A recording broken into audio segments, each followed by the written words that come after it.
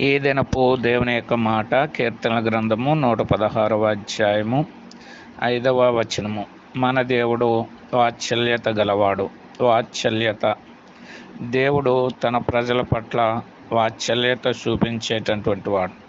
అనగా తన బిడ్డలైనటువంటి వారు త్రోవ తొలగినప్పుడు, దేవుడికి విరుద్ధమైనటువంటి స్థితి కలిగి ఉన్నప్పుడు, వారు మరలా వారి యొక్క స్థితి గుర్తెరిగి దేవుని దగ్గరకు వచ్చి మొరపెట్టినప్పుడు, వారు బాధలన్నిటిలోనూ కృంగినటువంటి పరిస్థితుల్లోనూ ఆయన వైపు చూసినప్పుడు ఆయన వాత్సల్యత చూపించి ఏ నష్టాలు గుండగా తన బిడ్డలు వెళ్తున్నారో వాటన్నిటి నుంచి విడుదల పొందించేటువంటి దేవుడుగా ఉన్నాడు.